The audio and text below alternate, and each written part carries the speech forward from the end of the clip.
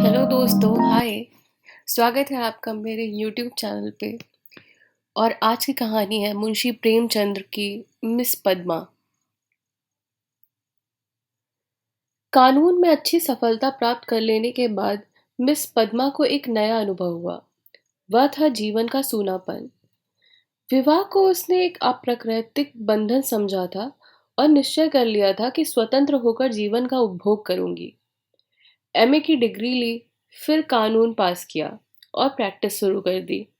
रूपवती थी, युवती थी, मृदुभाषिणी थी और प्रतिभाशालिनी भी थी। मार्ग में कोई बाधा न थी। देखते देखते वह अपने साथी नौजवान मर्द वकीलों को पीछे छोड़कर आगे निकल गई और अब उसकी आमदनी कभी कभी 1,000 से भी ऊपर बढ़ जाती। अब उतने परिश्रम और सिर मगजन की आवश्यकता न रही। मुकदमे अधिकतर वही होते थे जिनका उससे पूरा अनुभव हो चुका था। उसके विषय में किसी तरह की तैयारियां की उसे जरूरत नहीं मालूम होती थी। अपनी शक्तियों पर कुछ विश्वास भी हो गया था। कानून में कैसे विजय मिला करती है, इसके कुछ लटके भी उसे मालूम हो गए थे। इसलिए उसे अब बहुत अवकाश मिलता था और इसी से वह किस्से कहानियां पढ़ने, सैर करने, सिनेमा देखने, मिलने मिलाने में खर्च करती थी। जीवन को सुखी बनाने के लिए किसी व्यसन की जरूरत वह खूब समझती थी। उसने फूल और पौधे लगाने का व्यसन पाल लिया था। तरह तरह के बीज और पौधे मंगाती और उन्हें उगते बढ़ते फूलते फलते देखकर खुश होती। मगर फिर भी जीवन में सूनेपन का अनुभव होता था। यह बात नहीं थी कि उसे पुरुषों से विरक्ति हो। नहीं, उसके प्रेमियों में कोई कमी नहीं थी। अगर उसके पास केवल रूप और यौवन होता तो भी उपासकों का अभाव न रहता।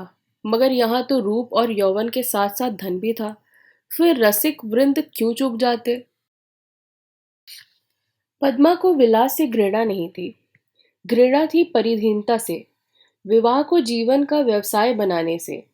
और स्वतंत्र रहकर भोग विलास का आनंद उड़ाया जा सकता है तो फिर क्यों ना उड़ाया जाए। भोग में उसे कोई नैतिक बाधा नहीं थी। उसे वह केवल देह का एक भूख भूख समझती थी। इस भूख को किसी साफ सुथरी दुकान से भी शांत किया जा सकता था। और पद्मा को साफ सुथरी दुकान की हमेशा तलाश रहती थी। ग्राहक दुकान में वही चीज लेता है जो उसे आनंद पाती है। पद्मा को भी वही चीज चाहिए थी। यूं उसके दर्जनों आशिक थे।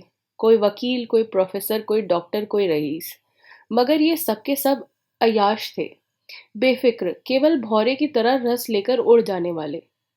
ऐसा एक भी नहीं था जिस पर वह विश्वास कर सकती। उसे अब मालूम हुआ कि उसका मन केवल भोग नहीं चाहता, कुछ और भी चाहता है। वह चीज क्या थी? पूरा आत्मसमर्पण। और उसे वह न मिलती थी। उसके प्रेमियों में एक मिस्टर प्रसाद था, बड़ा ही रूपवान और धुरंधर विद्वान। एक कॉलेज का प्रोफेसर था। वह भी मुक्त भोग के आदर्श का उपासक था और पद्मा उस पर फिदा थी। चाहती थी उसे बांध कर रखे, संपूर्णतया अपना बना ले। लेकिन प्रसाद चंगुल में नहीं आता था। संध्या हो गई। पद्मा सैर करने जा रही थी कि प्रसाद आ गया। सैर करना मुतलवी हो गया। बातचीत में सैर से कहीं ज्यादा आनंद था। और पद्मा आज प्रसाद से कुछ दिल की बात कहने वाली थी। कई दिन के सोच विचार के बाद उसने यह कह डालने का निश्चय किया था।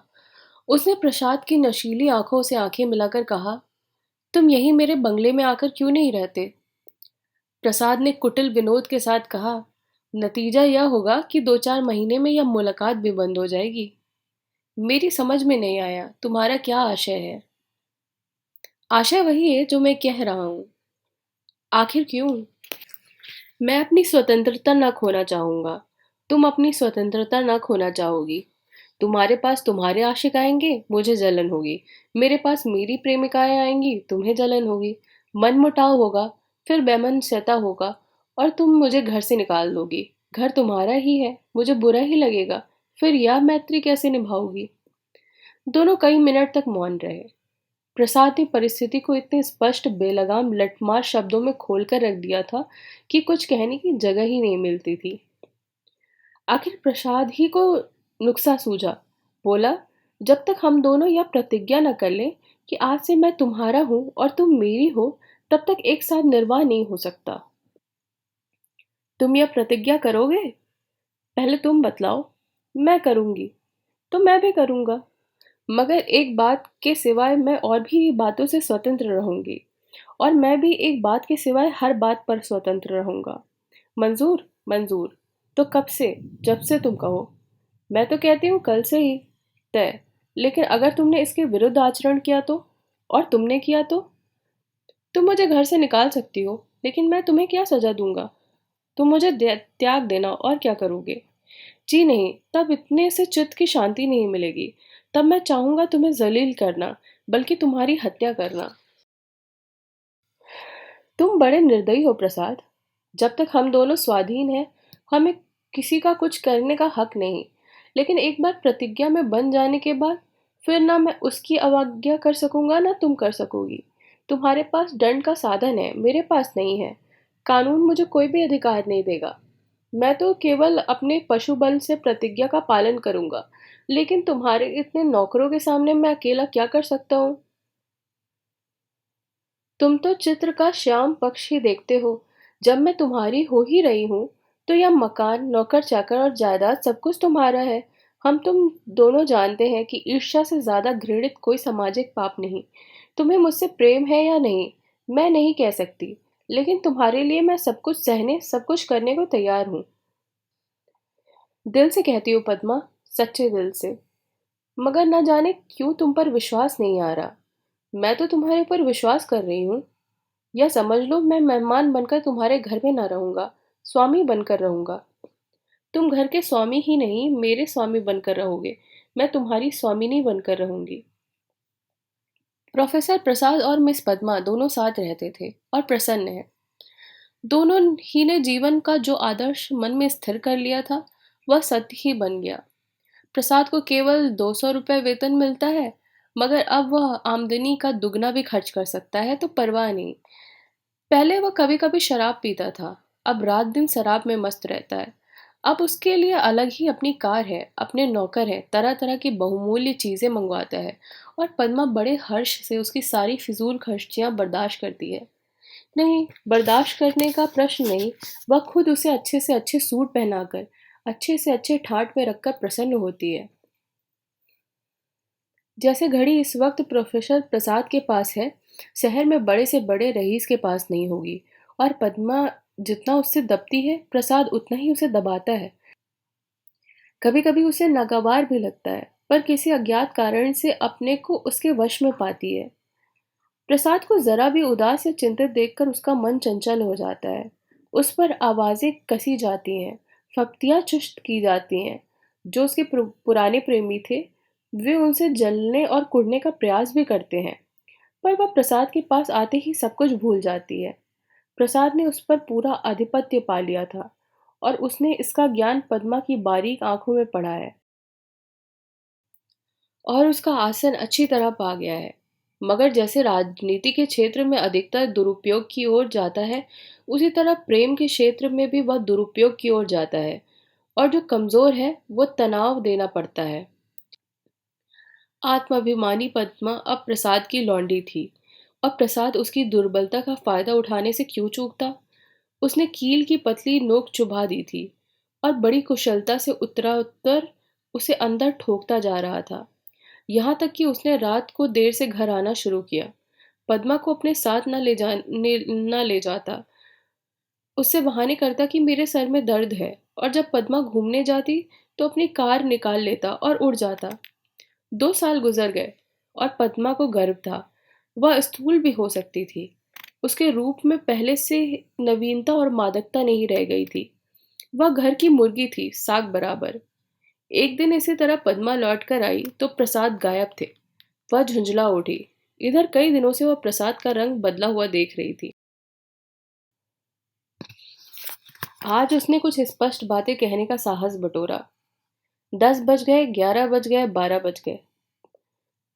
पद्मा उसके इंतजार में बैठी रही। भोजन ठंडा हो गया। नौकर चाकर सो गए। वह बार बार उठती, फाटक पर जाकर नजर दौड़ाती। 1 बजे के करीब प्रसाद घर आया। पद्मा ने साहस तो बटोरा ही था, पर प्रसाद के सामने जाते ही उसे इतनी कमजोरी मालूम हुई। फिर भी उसने जरा कड़े स्वर में पूछा, आज इतनी रात कहाँ थे?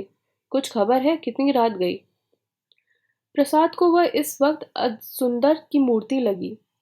वह एक विद्यालय की छात्रा के साथ सिनेमा देखने गया था। बोला तुमको आराम से सो जाना चाहिए था।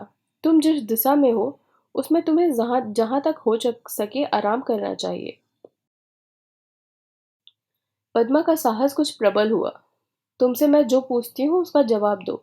मुझे जहन्नुम में भेजो। तो तुम भी मुझे जहन्नुम में जाने दो। तुम मेरे साथ दगा कर रहे हो या मैं साफ देख रही हूँ तुम्हारी आंखों की ज्योति कुछ बढ़ गई है। मैं इधर कई दिनों से तुम्हारा मिजाज कुछ बदला हुआ देख रही हूँ। मैंने तुम्हारे साथ अपने को बेचा नहीं है। अगर तुम्हारा जी मुझसे भर गया हो तो मैं आज जाने को तैयार हूँ। तुम जाने की धमकी क्यों देते हो? यहाँ तुमने आकर कोई बड़ा त्याग नहीं किया है। मैंने त्याग नहीं किया है। तुम यह कहने का साहस कैसे कर रही हो? मैं देखता हूँ तुम्हारा मिजाज बिगड़ रहा है। तुम समझती हो मैंने इसे अपंग कर दिया है। मगर मैं इसी वक्त तुम्हें ठोकर मारने को तैयार हूँ। इसी वक्त, इसी वक्त। पद्मा का साहस जैसे बुझ गया था। प्रसाद अपना ट्रंक संभाल रहा था। पद्मा ने दीन भाव से कहा, मैंने तो ऐसी कोई बात नहीं कही जो तुम इतने बिगड़ उठे। मैं तो केवल तुमसे पूछ रही थी कहाँ थे। क्या मुझे इतना अधिकार भी नहीं देना चाहते?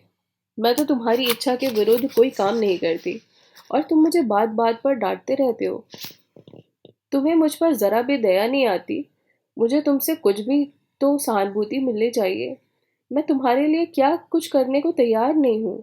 और आज मेरी जो दशा हो गई है तो तुम मुझसे आंखें फेर लेते हो। उसका कंठ रुध गया और मेज पर सिर रखकर वह फूट फूट के रोने लगी। प्रसाद ने पूरी विजय पाई। पद्मा के लिए मातृत्व अब बड़ा ही अप्रिय प्रसंग था। उस पर एक चिंता मंडराती रहती। कभी कभी वह भय से कांप उठती और पछताती। प्रसाद की निष्कलंकता दिन दिन बढ़ती जाती थी। क्या करे क्या ना करे, गर्भ पूरा हो गया था। वह कोर्ट नहीं जाती थी। दिन भर अकेले बैठी रहती। प्रसाद संध्या समय आता, चाय वाय पीकर फिर उड़ जाता। तो 11-12 बजे के पहले नहीं लौटता। वह कहाँ जाता है यह भी उससे छिपा नहीं था। प्रसाद को जैसी उसकी सूरत से नफरत थी, पूर्ण गर्भ, पीला मुख, चिंतित, सशंक, उदास, फिर भी वह प्रसाद को श्रृंगार और आभूषणों से बांधने की चेष्टा से बाज नहीं आती थी। मगर वह आज जितना ही प्रयास करती उतना ही प्रसाद का मन उसकी ओर से फिरता था। इस अवस्था में श्रृंगार उसे और भद्दा लगता। प्रसव वेदना हो रही थी। प्रसाद का पता नहीं। नर्स मौजूद थी, लेडी डॉक्टर मौजूद थी, मगर प्रसाद का न रहना पद्मा की प्रसव वेदना को और भी दरुण बना रहा था। बालक को गोद में देखकर उसका कलेजा फूल उठा, मगर फिर प्रसाद को सामने न पाकर उसने बालक की ओर से मुंह फेर लिया। मीठे फल में जैसे ही कीड़े पड़ गए हों। 5 दिन सौर ग्रह में काटने के बाद जैसे पद्मा जेल खाने से निकली, नंगी तलवार बनी हुई। माता बनकर वह अपने को एक अद्भुत शक्ति का अनुभव कर रही थी। उसने चपरासी को चेक देकर बैंक भेजा। प्रसव संबंधी कोई बिल अदा करने थे। चपरासी खाली हाथ लौट आया। पद्मा ने पूछा, रुपए? बैंक के बाबू ने कहा है रुपए सब प्रसाद बाबू निकाल लिए। पद्मा को गोली लग गई। 20,000 रुपए प्राणों की तरह संचित कर रखे थे इसी शिशु के लिए। हाय! सौर से निकलने पर मालूम हुआ प्रसाद विद्यालय की एक बालिका को लेकर इंग्लैंड को सैर कराने चला गया है। झल्लाई हुई घर में आई, प्रसाद की तस्वीर उठाकर जमीन पर पटक दी और उसे पैरों से कुचला। उसका जितना सामान था उससे जमा कर दिया सलाई लगा दी और उसके नाम पर थूक दिया। 1 महीना बीत गया था। पद्मा अपने बंगले के फाटक पर शिशु को गोद में लिए खड़ी थी। उसका क्रोध अब शोकमय निराशा बन चुका था। बालक पर कभी दया आती, कभी प्यार आता, कभी घृणा आती। उसने सड़क पर देखा, एक यूरोपियन लेडी अपने पति के साथ अपने बालक को बच्चों की गाड़ी में बिठाए हुए चली आ रही थी। उसने हसरत भरी आंखों से उस खुशनसीब जोड़े को देखा और उसकी आंखें सजल हो गई। और यहाँ पे ये कहानी खत्म होती है। कहानी आपको कैसी लगी मुझे कमेंट में बताइएगा। तब तक के लिए अपना ख्याल रखिए। बाय बाय और मिलते हैं आपसे नई कहानी में।